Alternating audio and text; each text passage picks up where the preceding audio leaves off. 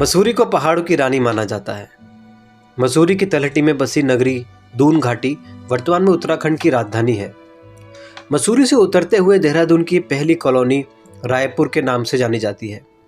यहाँ पर एक पुराना कॉन्वेंट स्कूल सेंट जोसेफ है। इस स्कूल में नंदिनी अंग्रेजी की एक टीचर थी जो स्कूल के कैंपस में अपनी 22 साल की बिटिया सारिका के साथ रहती थी। घर छोटा सा भले ही हो, लेकिन स्कूल की छुट्टी के बाद स्कूल का पूरा प्लेग्राउंड इन्हीं 8-10 टीचर्स के बच्चों का हो जाता था जो वहाँ रहती थी। सारे दिन इन टीचर्स के बच्चे वहाँ खेलते रहते थे। सारिका ने भी अपने जीवन के 18 साल वही खेल कूद कर बिताए थे। स्कूल ख़त्म करने के बाद सारिका ने देहरादून के कॉलेज में एडमिशन ले लिया और वहाँ से जर्नलिज्म की पढ़ाई पूरी की। सारिका के घर की खिड़की से स्कूल का गेट दिखता था। जर्नलिज्म का कोर्स पूरा करने के बाद सारिका ने न्यूज़ चैनल्स में अप्लाई करना शुरू कर दिया, लेकिन फ़िलहाल वो देहरादून के एक लोकल न्यूज़पेपर में काम करने लगी थी और उसकी भेजी देहरादून की न्यूज़ उस न्यूज़पेपर में छपने लगी थी। एक बार एक न्यूज़ के संबंध में सारिका की मां नंदिनी ने 10-12 लोगों को गेट के अंदर आते हुए देखा। इनमें से एक आदमी के हाथ में दुनाली बंदूक भी थी। ये लोग इन्हीं के मकान की ओर आ रहे थे। नंदिनी का दिल धड़कने लगा। थोड़ी घबराहट महसूस करते हुए उसने सारिका से कहा, सारिका, कुछ लोग हमारे मकान की ओर आ रहे हैं। जाओ, तुम दूसरे कमरे में चली जाओ और दरवाजा बंद कर लेना, और जब तक मैं ना कहूँ बाहर मत आना। मैं देखती हूँ क्यों आए हैं ये लोग। इन लोगों के आगे आगे एक सफ़ेद खद्दरदारी नेता भी चल रहा था। सारिका ने भी उन लोगों को देखा और नंदिनी से कहा, माँ, तुम क्या पुलिस इंस्पेक्टर हो? ये लोग मेरे काम से संबंधित हैं और अब तो ऐसे लोग रोज़ ही आया करेंगे। तुम डर क्यों रही हो? तुम्हारी बेटी जर्नलिस्ट है। लोगों की इज्जत करना और किसी से भी ना डरना खूब सिखाया गया है। ये कहते हुए सारिका ने दरवाज़ा खोल दिया। नेटा टाइप आदमी ने बड़े अदब के साथ सारिका को नमस्ते की। मैडम, हमारा आपसे एक अनुरोध है। आज जो इंटरव्यू आपने हमारा लिया है उसको अगले हफ्ते मंडे को ही न्यूज़पेपर में दीजिएगा। कोई बात नहीं, आपका इंटरव्यू अगले हफ्ते ही न्यूज़पेपर में छाप दिया जाएगा। लेकिन इस छोटी सी बात को कहने के लिए आपने यहाँ आने की तकलीफ क्यों की? मुझे फ़ोन पे ही सूचित कर देते। कर तो देते मैडम, लेकिन आपका फ़ोन नंबर नहीं है हमारे पास, और फिर आपको मिठाई भी तो खिलानी थी। पहाड़ों की श्रेष्ठ मिठाई बाल भोग है ये। अरे, मिठाई लाने की क्या आवश्यकता थी? अरे मैडम, आप नहीं जानती आपकी कलम में कितनी ताकत है। पिछले हफ्ते जो हमारी पार्टी की न्यूज़ आपने छापी थी उससे हमारी पार्टी और जनता को बहुत लाभ हुआ है। इसके बाद धन्यवाद देते हुए वो लोग बाहर चले गए। सारिका ने थोड़ा बनते हुए माँ से कहा, देखा माँ, हमारा जलवा है। मैंने एमए नहीं जर्नलिज्म की डिग्री हासिल कर ली है। अच्छा, चल चुप हो जा और ला बाल मिठाई मुझे दे दे। ये मेरी फेवरेट मिठाई है। कुछ दिनों बाद इंडिया के बेस्ट न्यूज़ चैनल कल तक से सारिका को इंटरव्यू लेटर आया। सारिका के लिए बहुत बड़ी उपलब्धि थी। इंटरव्यू लेटर में ये भी लिखा था कि आपके आने जाने का फर्स्ट क्लास का किराया भी टिकट दिखाने पर रिएम्बर्स कर दिया जाएगा। सारिका के लिए ये उससे भी अधिक गर्व की बात थी क्योंकि वह पहली बार फर्स्ट क्लास में सफ़र करने जा रही थी। सारिका ने फर्स्ट क्लास से रिजर्वेशन कराया और माँ से इजाज़त लेने लगी।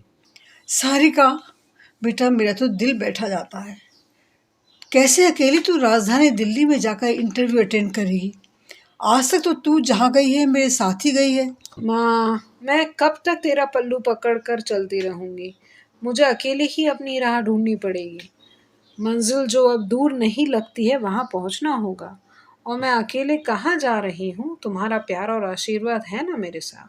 माँ ने रास्ते के लिए पूरी अचार और सब्जी रख दी और साथ में ढेर सारी हिदायत दी। फर्स्ट क्लास कंपार्टमेंट में कूपे हुआ करते थे। सारिका को 2 लोगों के कूपे में निचली बर्थ मिली थी।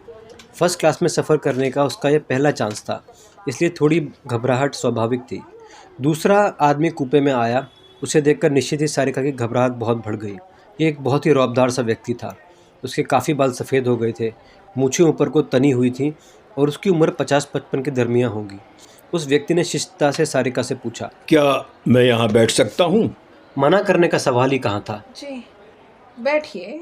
जब ट्रेन चलने ही वाली थी तभी एक सिपाही ने आकर उस व्यक्ति को सैल्यूट किया और 2 मिठाई के डब्बे उसको देकर बोला, सर, वो दोनों मीडिया वाले यहाँ भी आपको तलाश कर रहे थे।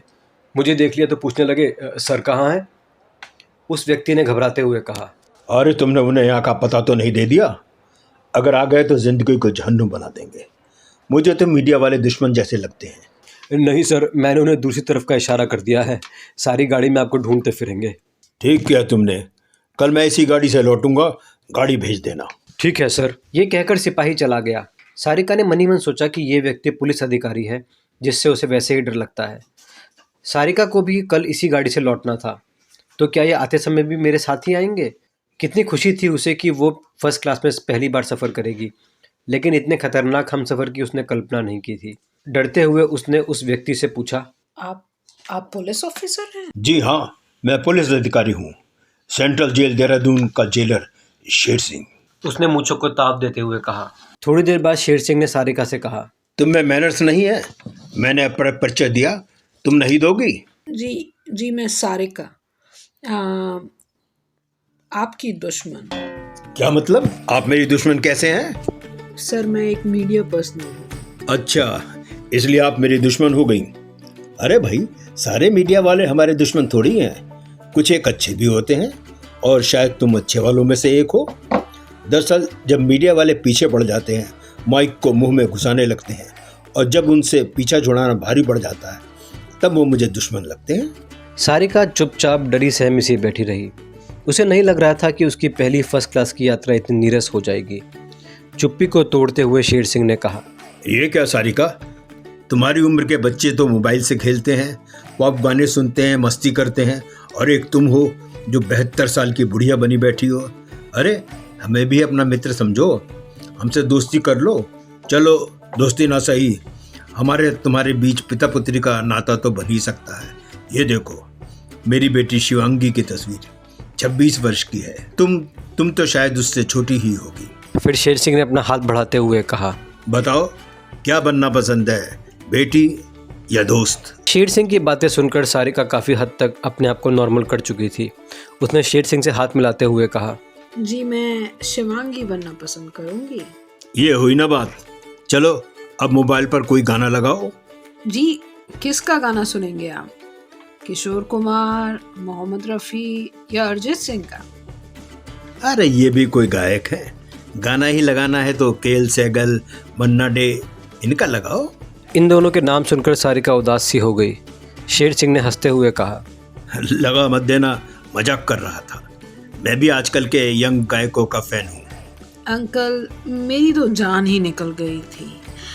मैंने सोचा था सारे रास्ते ठुमरी और गज़ल सुननी पड़ेगी। Thank God. सारिका ने आजकल चलने वाले गाने चला दिए। 3 घंटे बाद शेर सिंह ने कहा, सारिका, तुम्हें भूख लगी हो या ना लगी हो, मुझे तो लग रही है। यह कहकर शेर सिंह ने अपना लंच बॉक्स खोल दिया और खाना देखकर बुरा समूह बनाया। सारिका ने भी अपना लंच बॉक्स खोल दिया और हाथ धोने चली गई। सारिका ने आकर देखा, अंकल ने दोनों टिफ़िन बॉक्स बदल दिए थे। अपने मोटे मोटे पराठे वाला लंच बॉक्स सारिका के सामने रख दिया और सारिका की पूरी कचौरी और पनीर की सब्जी वाला लंच बॉक्स अपनी ओर रख दिया। सारिका ने शेर सिंह को शरारत से देखा। अरे uncle, this is cheating, very bad manners. Sher Singh ने अनजान बनते हुए कहा, भाई जब सामने शानदार पूरी कचौड़ी और पनीर की सब्जी हो तो कौन खाएगा मोटे मोटे पराठे और आलू की सब्जी? प्लीज सारिका, थोड़ा तो अदला बदली कर लेने दो। बिल्कुल अंकल, मेरी माँ ने वैसे भी ज़रूरत से ज़्यादा खाना रखा होगा। आप आंटी को पूरी कचौरी बनाने के लिए क्यों नहीं कहते? कैसे कहता? नहीं है भाई, अब तो वो सितारों में रहती है। सितारों से कैसे बनाकर भेजती पूरी और कचौड़ी? उसे ब्रेन ट्यूमर हो गया था, इसीलिए तो तुम जैसे बच्चों में जिंदगी तलाश करता हूँ। उधर सारिका शेर सिंह में अपने माँ के लिए रिश्ता तलाश रही थी। खाने के बाद शेर सिंह ने देहरादून के मशहूर भरत स्वीट का डिब्बा खोला और सारिका की ओर बढ़ाया। मैं 2 स्वीट ले लूँ अंकल? भरत स्वीट मेरी पसंदीदा शॉप है। शेर सिंह ने उनमें से एक स्वीट निकालते हुए कहा, ये पूरा डिब्बा तुम्हारा है। मैं वैसे भी शुगर की वजह से जरा बहुत ही खाता हूँ। अब तो सारिका को सफ़र सुहाना लगने लगा था। वो सफ़र का भरपूर मज़ा ले रही थी। शेर सिंह ने उसे अपना लैपटॉप देते हुए कहा, शिवांगी ने इसमें जोक्स और गाने का फोल्डर बना रखा है। मैं तो सुनता नहीं हूँ, फुर्सत ही नहीं मिलती, लेकिन उससे झूठ बोल देता हूँ कि हाँ तुम्हारे जोक्स और गाने बहुत अच्छे लगे। बेटा अब मैं सोने जा रहा हूँ, सुबह मुझे लेने ट्रांसपोर्ट आएगी और वो तुम्हें तुम्हारे न्यूज़ चैनल तक ड्रॉप कर देगी। मेरी शुभकामनाएं तुम्हारे साथ हैं। तुम्हारा सिलेक्शन न्यूज़ चैनल में अवश्य होगा। Thank you so much uncle. अगर आप चाहें तो नीचे की बर्थ ले लीजिए, मैं ऊपर सो जाऊंगी। अरे नहीं बेटा, अभी तो मैं यंग हूँ, मसूरी के पहाड़ों पर बिना रुके चढ़ जाता हूँ। लौटते समय भी दोनों का उसी कूपे में रिजर्वेशन था। शेर सिंह ने कहा, क्या हुआ बेटा, कैसा रहा इंटरव्यू, सिलेक्ट हो गई ना? सिलेक्ट हो गई हूँ और नहीं भी। चैनल के डायरेक्टर ने मुझसे कहा है कि आप समझ लो कि आपका सिलेक्शन हो गया है, बस तुम्हारे द्वारा लिया गया किसी का भी एक ऑफ बीट इंटरव्यू 1 महीने के अंदर भेज देना। अगर वो सभी डायरेक्टर्स को पसंद आया तो समझ लीजिए सिलेक्शन हो गया। अब मैं कहाँ से लाऊंगी ये ऑफ बीट इंटरव्यू? बेटा, तुम्हारे अंकल शेर सिंह कब कम आएंगे? कुख्यात अपराधियों के ऐसे ऐसे इंटरव्यू दिलाऊंगा कि कल तक न्यूज़ चैनल के डायरेक्टर्स तुम पर फिदा हो जाएंगे। 2 दिन बाद बुधवार को सेंट्रल जेल आ जाना, तुम्हारा काम बन जाएगा।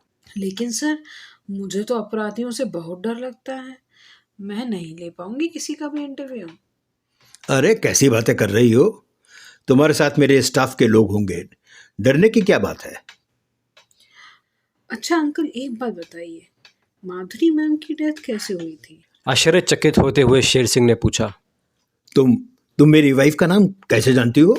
अंकल, कल आपने लैपटॉप दिया था ना देखने के लिए, उसी में उनकी फ़ोटो देखी और देखते ही पहचान गई, क्योंकि उन्होंने कुछ दिन सेंट जोसेफ स्कूल में मेरी माँ के साथ पढ़ाया था। बड़ी अच्छी नेचर की थी। उन्होंने एक बार मेरे बर्थडे पर मुझे एक ड्रेस भी ला के दी थी। तो इसका मतलब तो ये हुआ कि हम लोग फैमिली फ्रेंड हैं, और शायद तुम शुरू में फालतू में ही मुझसे डर रही थी। यह बात तो सच है अंकल, शुरू में सोचा ही नहीं था। पहली बार फर्स्ट क्लास में सफ़र करने जा रही थी, तभी आपको देखा। क्यों, क्या मैं बहुत डरावना लगता हूँ? अरे नहीं अंकल, मेरा ये मतलब नहीं था, सॉरी। दरअसल भारत में बचपन से ही बच्चों को पुलिस के नाम से डर लगता है ना। हाँ, ये तो तुम सही कह रही हो। चलो, बातों बातों में देहरादून आने वाला है, मैं तुम्हें घर छोड़ दूंगा और वेडनेसडे को तुम मुझसे मिलने आ रही हो। पुलिस जीप सीधे सारिका के घर जाकर रुकी। बहुत अधिक घबराकर नंदिनी ने दरवाज़ा खोला और सारिका को न देखकर घबराते हुए पूछा, जी क्या बात है? क्या सारिका यही रहती है? एक ही पल में अनेकों क्वेश्चनों का बवंडर नंदिनी को विचलित करने लगा। उसकी आंखों में आंसू आ गए। नंदिनी को इस तरह गमगीन होते हुए देख शेर सिंह से रहा नहीं गया। अरे नंदिनी जी, अपने आप को संभालिए, कुछ नहीं हुआ है उस नटखट को, बेकार आपसे शरारत कर रही है। सारिका, तुरंत गाड़ी से उतरो और मम्मा से माफ़ी मांगो। सारिका ने जीप से उतरते हुए अपनी माँ से हाथ जोड़कर माफ़ी मांगी और कहने लगी, ओ मम्मी, ये मेरे फ्रेंड हैं अंकल शमशेर सिंह। आपको याद है माधुरी मैम? ये उनके हस्बैंड हैं। हाँ, अच्छी तरह से याद है मुझे, बहुत भली है वो। हमारे साथ तो बस 2 ही महीने रही थी, फिर शायद उन्हें ब्रेन ट्यूमर हो गया था और वो अब इस दुनिया में नहीं है। अच्छे लोगों के साथ ही ऐसा क्यों होता है? नंदिनी जी, भगवान की इच्छा के सामने किसी का बस नहीं चलता। फिलहाल आप सारिका को कुछ खिला दीजिएगा, बेचारी कल भूखी रहेगी। आपके हाथ की बनी हुई पूरी सब्जी मैं चट कर गया था, बहुत ही स्वाद खाना था। सारिका लगातार दोनों के चेहरे पर आते हुए भाव देख रही थी। शेर सिंह जब वापस जाने लगा तो सारिका ने उन्हें रोकते हुए कहा, अरे अंकल, ऐसा कैसे हो सकता है कि आप पहली बार घर आए और चाय भी ना पी के जाएं? फिर शरारत भरी नज़रों से नंदिनी की ओर देखकर सारिका बोली, है ना माँ, आप अंकल को ऐसे थोड़ी जाने दोगी। वैसे अंकल, मेरी माँ की चाय बहुत ही अच्छी है, एक बार पी कर तो देखिए। शेर सिंह चाय पीकर सारिका को बोलकर कि बुधवार को आ जाना अपने घर को चले गए। उनके जाने के बाद सारिका ने नंदिनी से पूछा, माँ, कैसे लगे आपको मेरे मित्र? हाँ, शेर सिंह 50 साल के तेरे मित्र कैसे हो गए? अरे छोड़ो इन बातों को, आप तो ये बताओ कैसे लगे? अच्छे हैं, भले आदमी लगे मुझे तो बजवा दूं शहनाई? सारिका, जो 22 साल से आज तक नहीं हुआ वो हो जाएगा, अगर तूने ऐसी बात करना नहीं छोड़ी तो। हाँ माँ, लेकिन 22 साल से क्या नहीं हुआ है? तेरी पिटाई मैंने तो जी ली अपनी जिंदगी, अब तो मुझे तेरे हाथ पीले करने हैं। माँ, पीला कलर तो पड़ा है ना घर पे, लगा दो हाथों पे। लेकिन मुझे भी तेरी कसम है, जब तक मैं तेरे लिए कोई सहारा नहीं ढूंढूंगी शादी नहीं करूंगी। तुझे यूं ही बेसहारा छोड़कर थोड़ी जाऊंगी। सारिका भावुक हो गई। बुधवार को सारिका जेलर साहब के ऑफिस गई। इतने सारे पुलिस वाले और बैरकों के बंद खूंखार कैदियों को देखकर सारिका की हवा खराब हो रही थी। उसका दिल धक धक कर रहा था। जेलर शेर सिंह के ऑफिस में आने के बाद उसे थोड़ी शांति मिली। सारिका को देखकर शेर सिंह मुस्कुराते हुए बोले, आओ सारिका बेटा आओ। और फिर वहां उपस्थित पुलिस वालों से ताल्लुक करते हुए बोले, ये मेरी छोटी बेटी सारिका है, इसकी खातिर में कोई कमी नहीं रहनी चाहिए। जाओ महेश, तुम पास की दुकान से समोसे, रसगुल्ले और लस्सी लेकर आओ। और सुनो, जब बिटिया नाश्ता कर ले तो असिस्टेंट जेलर रमन सिंह को मेरे ऑफिस में भेज देना। अंकल, मैं कुछ नहीं खाऊंगी, माँ ने अच्छी तरह खिला के भेजा है। प्लीज आप तो बस मेरी मुलाकात श्री रमन सिंह जी से करा दीजिए। ठीक है, तो खाना पीना बाद में कर लेंगे। जाओ महेश, रमन सिंह को मेरे ऑफिस में भेजना। रमन सिंह 24-25 साल का एक यंग अधिकारी था, जिसकी ये पहली ही पोस्टिंग थी। वो एक शानदार व्यक्तित्व का मालिक था। उसने सारिका से सवाल किया, किससे आपकी मीटिंग कराई जाए? यहाँ तो एक से एक क्रिमिनल भरे पड़े हैं। हाँ, एक बात सब में कॉमन है, वो ये कि सभी आपसे कहेंगे कि वो बिल्कुल निर्दोष हैं, उन्हें झूठा फंसाया गया है। यहाँ पर सिर्फ एक ही है जिसने बिना गवाह और विटनेस के सारा दोष अपने सिर ले लिया, लेकिन मजबूरी ये है कि वो किसी से बात नहीं करता। सबसे पहले मैं आपकी मुलाकात जग्गा से कराता हूँ, जिसने रंजिश के चलते एक ही परिवार के 7 लोगों की हत्या कर दी। इन लोगों से मिलकर आपको डर तो नहीं लगेगा ना? अरे डर कैसा, आप हो ना साथ में। सारिका जी, सहारे इंसान को कमज़ोर और खोखला कर देते हैं और दूसरों से उम्मीद उन्हें कमज़ोर कर देती है। अपने विश्वास और ताकत पर भरोसा रखिए। आपका सबसे अच्छा साथी और हमदर्द खुद के अलावा और कोई नहीं है। आप मीडिया की फील्ड में उतरी हैं, जहां रोज़ रोज़ आपको नए चैलेंज मिलेंगे।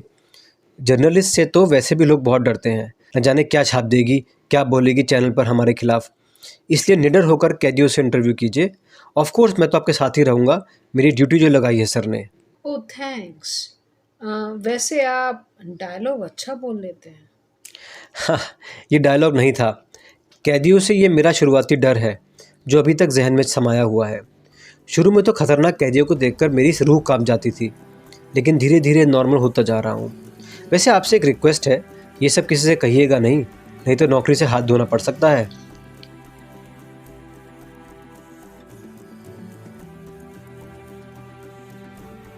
उसी समय उन्हें एक मधुर नारी स्वर सुनाई दिया। सारिका रुककर सुनने लगी। रमन ने पीछे मुड़कर देखा और सारिका से पूछा, क्या बात है, आप रुक क्यों गई? अभी अभी मुझे एक नारी स्वर सुनाई पड़ा। मुझे आश्चर्य है कि यहाँ पर कोई महिला की आवाज़ भी आ सकती है, जबकि आगे पीछे कोई नहीं है। मे बी शायद ये मेरा वहम होगा। ये आपका वहम नहीं है सारिका जी। महिला स्वर बैरक नंबर 116 में से आ रहा है। यही तो है बसंत की बैरक, विचित्र किंतु सत्य। लेकिन कैसे? क्या आप लोग कैदियों को जेल में मोबाइल फ़ोन प्रयोग करने देते हैं? नहीं सारिका जी, ये मोबाइल पे किसी की आवाज़ नहीं है, ये टेप रिकॉर्डर की आवाज़ है, जिसे कैदी बसंत सुन रहा है। विचित्र व्यक्ति है बसंत, ना किसी से बातें करता है, ना ऊंची आवाज़ में बोलता है। दिन भर काम करने के बाद उसे जो भी समय मिलता है वो टेप सुनकर ही बिताता है। लेकिन टेप रिकॉर्डर तो जेल में अलाउ नहीं होगा ना? सही कह रही हैं आप। टेप अलाउ करने की भी एक लंबी कहानी है। टेप अलाउ करने की जब इसकी प्रार्थना नहीं मानी गई तो ये अपने आप को हर्ट कर देता था, रोता चिल्लाता था। विवश होकर जेल प्रशासन को एक बोर्ड बिठाना पड़ा, तब कहीं जाकर इसकी प्रार्थना को स्वीकार किया गया। और एक और आश्चर्यजनक तथ्य ये है कि जिस महिला की आवाज़ ये सुन रहा है उसी का इसने खून किया है। क्या कह रहे हैं आप? ऐसा कैसे हो सकता है? रमन जी, मैं इसी का इंटरव्यू करना चाहूँगी। मुझे विश्वास है कि एक ऐसा इंटरव्यू होगा जो सभी को पसंद आएगा और मुझे सफलता की बुलंदी तक ले जाएगा। प्लीज़ आप मुझे इस कैदी से मिलवा दीजिए, प्लीज़ प्लीज़। लेकिन ये कैदी किसी से भी बात नहीं करता। मुझे नहीं लगता कि ये आपको इंटरव्यू देगा। मिस्टर रमन सिंह, इस आरंभ हुई जद्दोजहद में मुझे अकेले ही लड़ना है, क्योंकि जीवन के इस चक्रव्यूह में मैं ही अभिमन्यु हूँ और मैं ही अर्जुन। मुझे आशा ही नहीं, पूरा विश्वास है कि ये मुझे इंटरव्यू देगा। ठीक है भाई, जैसी आपकी इच्छा, लेकिन ये थोड़ा अलग किस्म के सज्जन हैं। इनके स्वभाव और व्यवहार के कारण यहाँ सभी लोग इनका सम्मान करते हैं। आप भी इनसे बात करते हुए इस बात का विशेष ध्यान रखिएगा कि इनकी भावना को किसी प्रकार का ठेस ना लगे। ठीक है सर, इस बात का पूरा ध्यान रखूंगी, डोंट वरी। अब ये लोग बैरक नंबर 116 के सामने खड़े थे। सारिका ने देखा एक व्यक्ति जिसकी पीठ इन लोगों की ओर झुकी हुई थी, टेप रिकॉर्ड की हल्की हल्की आवाज़ में कुछ सुन रहा था।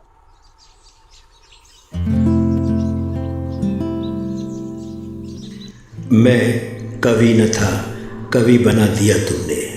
जब देखे कजराने नैना, पूनम जैसा मुखड़ा देखा, रक्तिम होठों की लाली ने दीवाना बना दिया मुझको।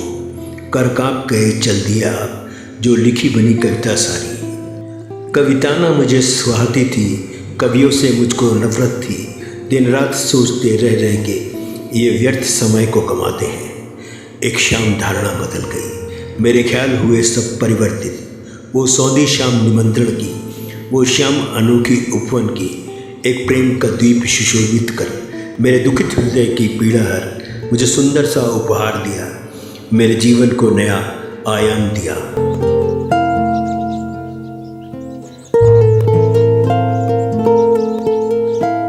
रमन ने आवाज़ लगाई, मिस्टर बसंत, कैसे हैं आप? आपका स्वास्थ्य कैसा है?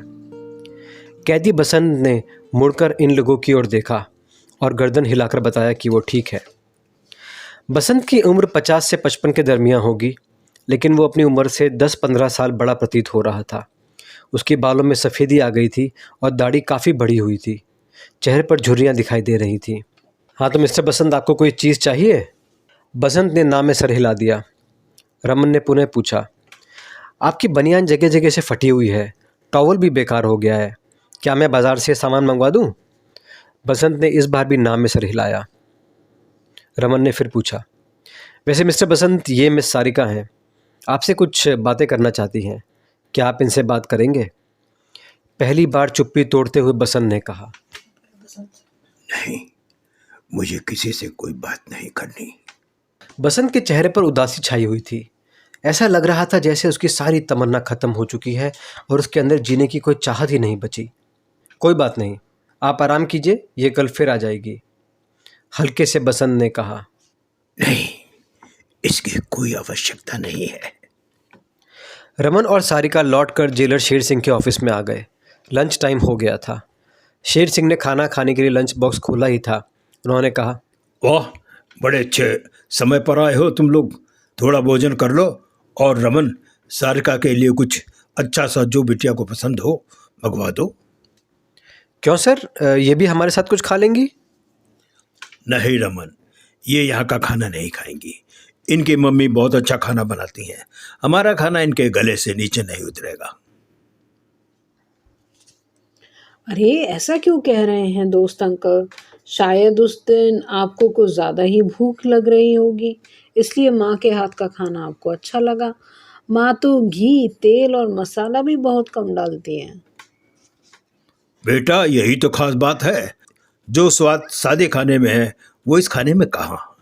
अच्छा ये बताओ, कैदियों का इंटरव्यू लेने में सफलता मिली आपको या नहीं? अरे अभी नहीं अंकल, लेकिन प्रयास जारी रहेगा। खाने के बाद शेर सिंह ने कहा, रमन, सारिका को उसके घर छोड़ देना। रास्ते में रमन ने सारिका से कहा, सारिका जी, आपको शेर सिंह से डर नहीं लगता? लगता है उनसे आपकी काफ़ी पक्की दोस्ती हो गई है। नहीं तो शेर सिंह ऐसा व्यक्ति है जो अपनी नाक पर मक्खी भी ना बैठने दे। कल बसंत का इंटरव्यू लेने आएंगी आप? बिल्कुल बिल्कुल आऊँगी, लेकिन आपको मेरी सहायता करनी पड़ेगी। लेकिन आप तो कुछ ऐसा कह रही थी कि जद्दोजहद में आपको अकेले ही लड़ना है, आप ही अर्जुन हैं, आप ही अभिमन्यु हैं, ऐसा कुछ? वो तो मैंने ऐसे ही कह दिया था, हाव भाव में, शायद किसी फिल्म का डायलॉग होगा। अगले दिन सुबह जाकर सारिका ने बाज़ार से कुछ खरीदारी की और फिर एक मिठाई की दुकान पर गई। ये मिठाई और कन्फेक्शनरी का बहुत बड़ा शोरूम था। जब वो मिठाई खरीद रही थी तो उसने देखा एक गरीब सी महिला अपने बेटे की सालगिरह के लिए कुछ मिठाई खरीदना चाहती है, लेकिन मिठाई इतनी महंगी थी कि वो दाम पूछकर आगे बढ़ गई थी।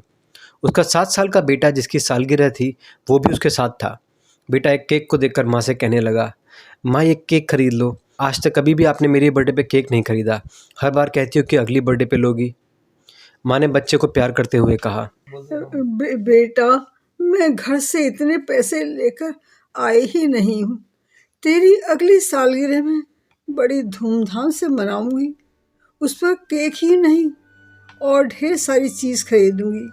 मेरे राजा बेटा, इस बार मिठाई से ही काम चला लेते हैं।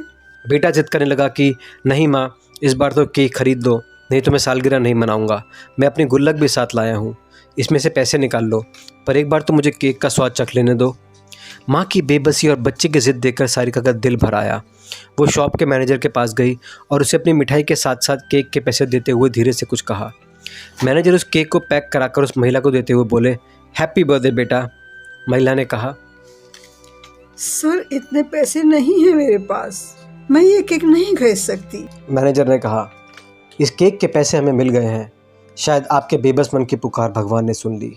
महिला ने बेसब्री से पूछा, कौन है जिसने इस केक के पैसे दिए?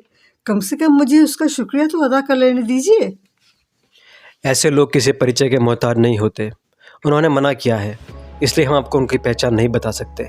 बहुत बहुत शुक्रिया देने वाले का। अब तो खुश है ना बेटा तू?